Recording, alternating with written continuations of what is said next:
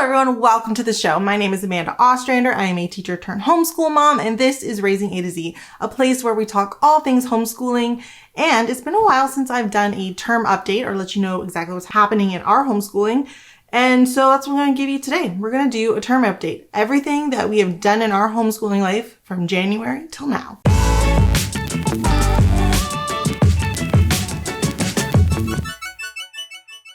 Yeah, it's been a little while. I try to do a term update every 3 or 4 months, but I don't think I've done one since before Christmas. So let's rewind all the way back to the new year, which was early December. We took December off. We went to Disney the week before December. If you were following me on Instagram, you would have seen how absolutely ridiculous that trip was.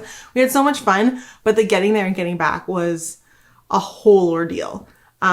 We had multiple flights canceled. We were snowed in. The highways closed.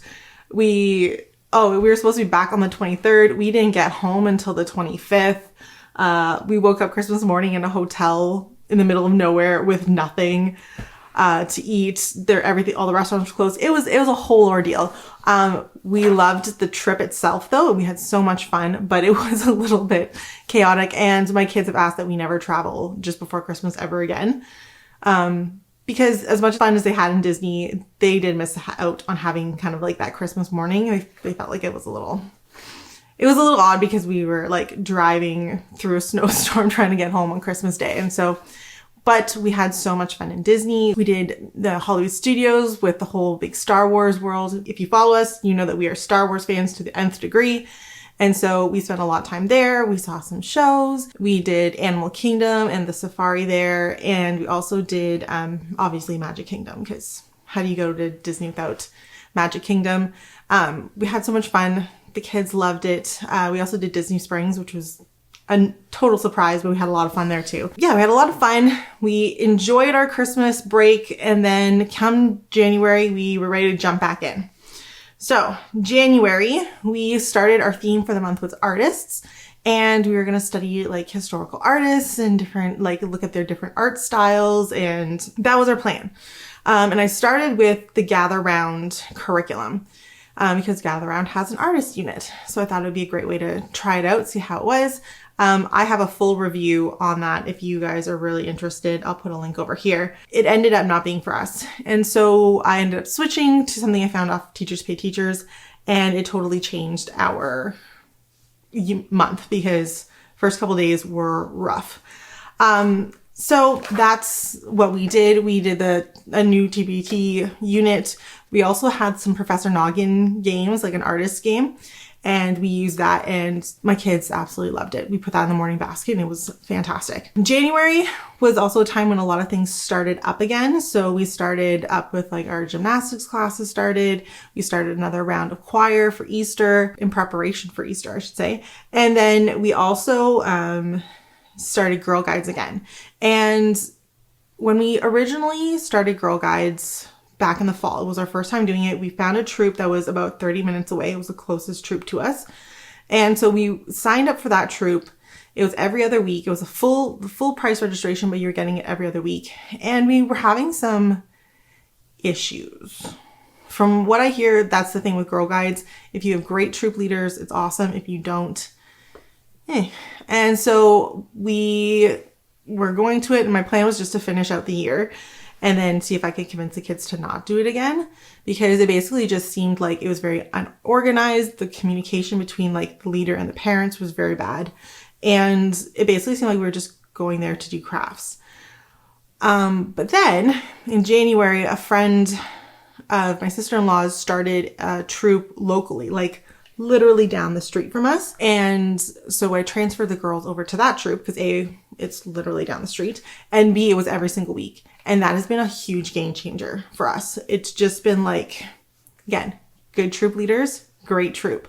The troop, the registration failed in 6 hours because people are just so excited to have the program. So they've been doing that. That has been fantastic for us. We're so happy that it's just down the street. And this week we're actually going to be going to their final ceremony this week, their final badge ceremony for all the badges they've earned this year. And Alexi's really excited because she's worked hard and earned 3 extra badges independently. So she's like super thrilled about that. So it's been fantastic, and it's probably one of the best things that we could have done this year was join that local troop. So then that brings us to February. So February, we did a fashion unit. This was something Alexi really wanted to do. She was super, super excited about it. And we had so much fun with this fashion unit. We didn't get our big project finished, which probably we'll work on it over the summer. We went to the store and we bought some fabric and we were going to make some dresses and we were having a great time with it, but we just didn't get to finish the dresses and it's been put away and we just haven't had time. So we're going to come back and finish the dresses, but we did a lot of embroidery. We did some hand stitching. We did like the history of fashion, famous fashion designers. We had so much fun. We also did, like, I went online and like printed off, because there is no like fashion unit. I found like pages on Pinterest, which are like graphics essentially of like different types of sleeves, different types of collars, different types of skirts, different types of dresses, different types of pants, like whatever it was, hats, necklaces, like whatever it was. So I found all these like graphics and I just printed them off, put them in a book, and we would go over like, today we're going to learn all the different kinds of, you know, necklines that there are. And we just like did that for a day. And then the next day we would do, okay, all the different kinds of sleeves that you can have on an outfit. And so the kids actually really, really liked that, because they were learning like, oh, it's not just like t-shirts and pants or t-shirts and a dress or skirt or a dress, or there's like a lot of different options out there. So they really, really liked that. February was also like one of the main reasons we didn't get our big project done was February ended up being like a very busy month. We had a lot of extra days that happened in February. So we had like, there was a homeschool day at the trampoline park, which happens once a year. We had our homeschool winter carnival. That only happens once a year. So that was already 2 extra days that, you know, jumped in our schedule.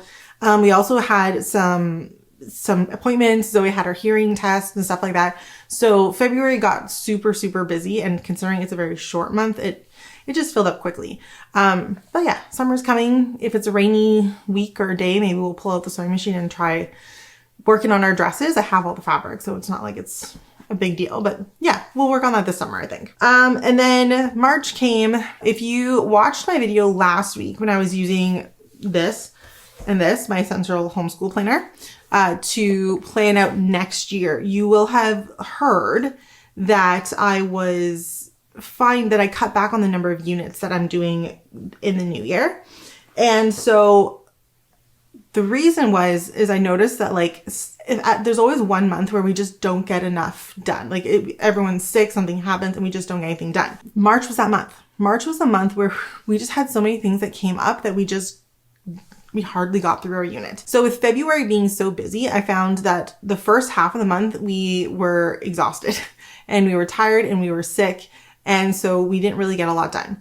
And then spring break was coming, and right before spring break, we took like a really quick trip down to Toronto, a little family vacation. We were there for like 2 days. We did the reptile zoo that's in Vaughan. That was a lot of fun. Highly recommend it. But it was a quick trip. We came back and basically we got back on like a Saturday, and Sunday my husband left for 13 days in Europe.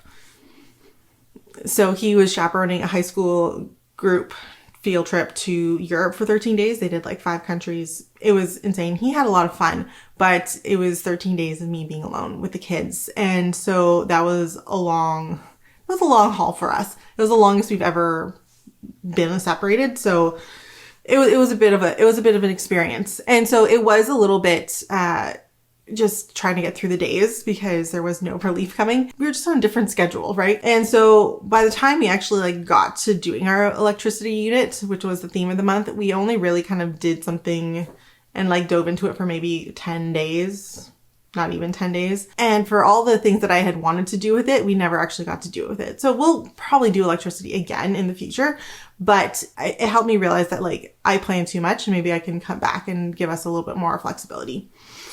So then we come to April. April's theme was Canadian geography, focusing mainly on like the provinces, their capitals, where they kind of are, how Canada is made, the oceans, that kind of stuff.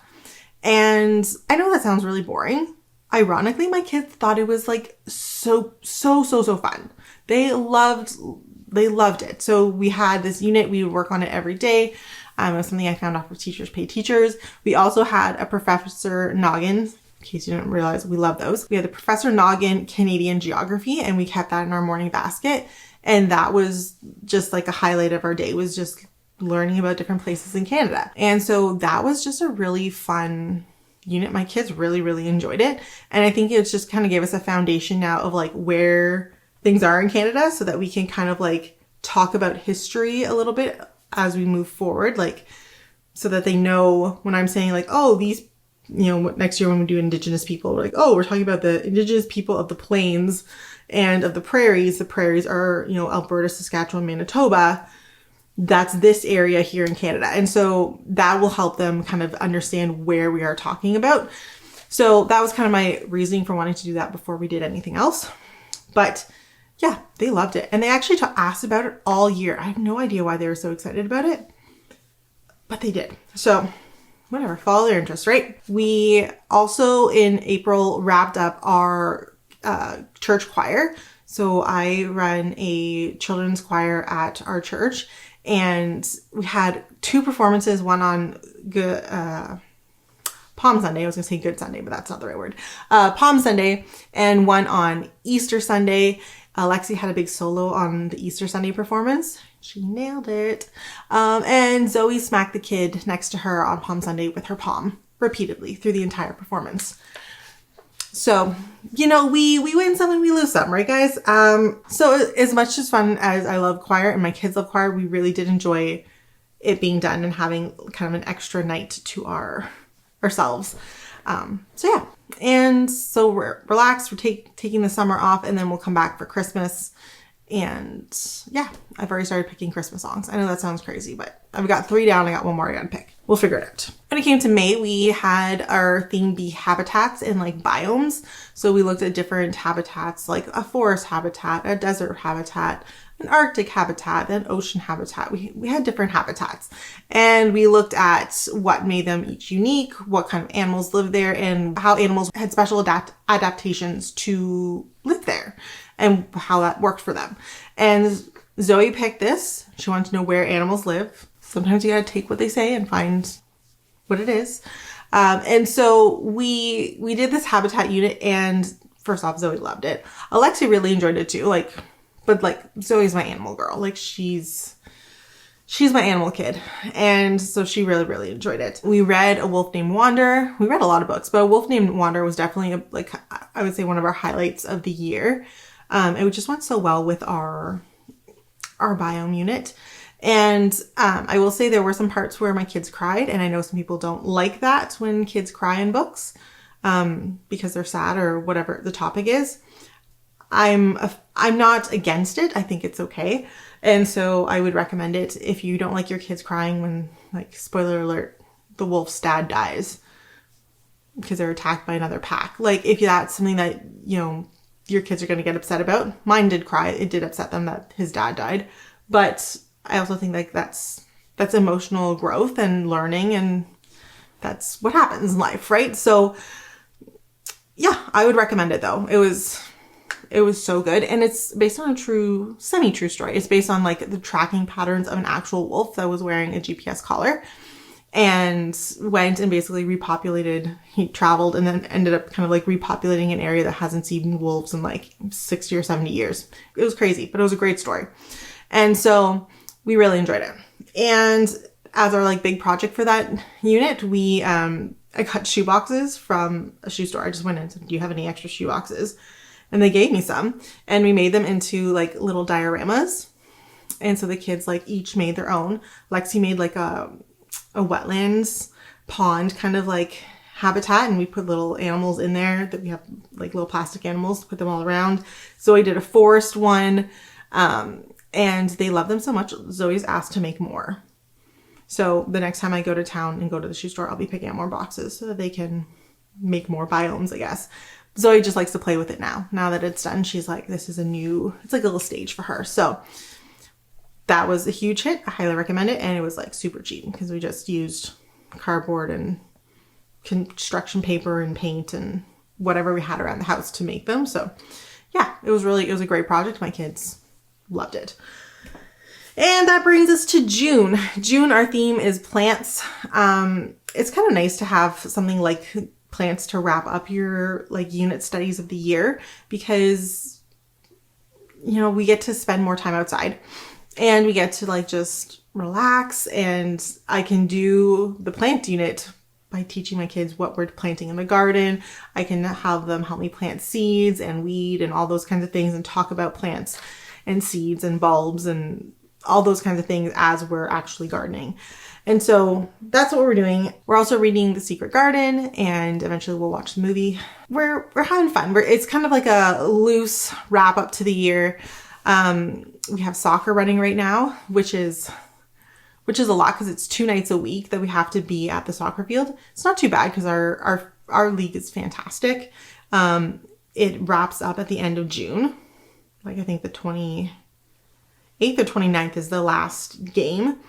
And so then it's done for the summer. We get the whole summer off, and it's only $30. So yeah, we like steal of a deal when it comes to soccer, but we have soccer. And then also I thought Girl Guides was going to be wrapping up in May because the head guider is also, she's coaching at least one. She could be I think she's also coaching. She's actually coaching 2, soccer teams this year.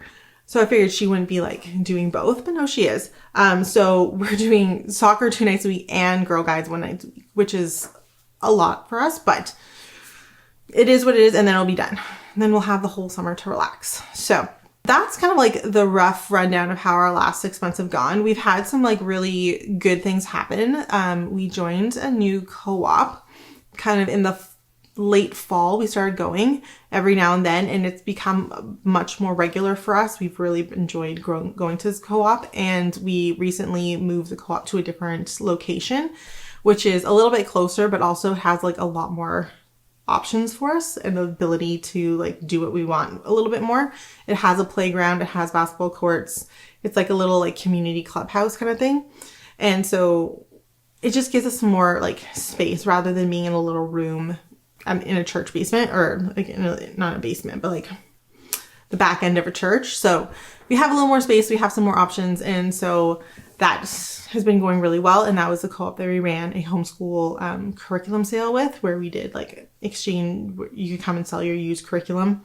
And that was a lot of fun. That was really good. We also had Zoe's hearing test done, and she started speech therapy, which has been a new experience for us, where she has speech therapy. We've kind of moved to like once a month. I find it works really well with her. It gives her lots of time to practice her sounds, because that is her issue, is her articulation. She physically can't make certain sounds. She understands everything. Her vocabulary is great. Her like tone is good.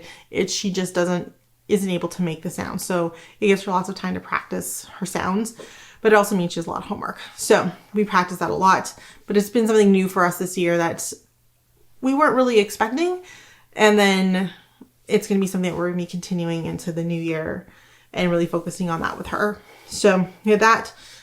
We will say that our science center finally got their act together and had figured out their admission stuff. That was a whole ordeal in the fall, that every time we went to a science center activity, even though we had a science center membership and all of that, it was sometimes taking us like 45 minutes to get in the door. We never knew what we were doing. And so they finally seem to have figured it out. I hope that they continue with the model that they have now, because my kids love going. And that's the thing. The kids love going to the science center. It's all the parents who are irritated, because like registering for programs and like getting the tickets to get in the door and all that was irritating for us. The kids couldn't care less, because they just show up and do the things. We're the ones who have to like, figure out, okay, sign this kid up for that class and this kid up for this class. And then we have to make sure that we're there for this day. And are we going in the morning? Or are we going in the afternoon? Like, and then trying to like do it on the computer and the computer crashing, like all those things irritating for us parents. The kids don't have to deal with it. So they think it's great. And they do love it. Like that's the thing that's annoying, because it's a really good deal price wise and the kids love it. So we definitely will go back, like I said, because my kids think it's fantastic and it's such a great price, because it's $50 for the year per kid. And it's 1 day of classes a month plus a free day. We never even use our free days.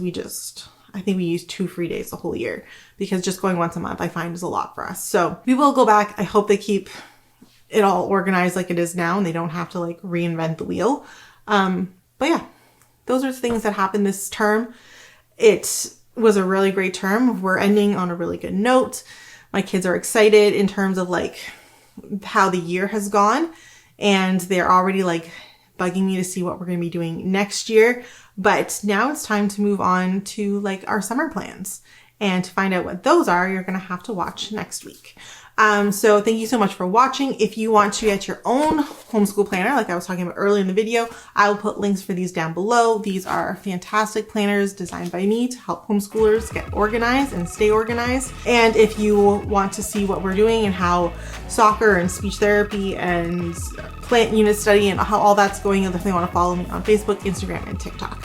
So thank you so much for watching, and I'll see you guys next week.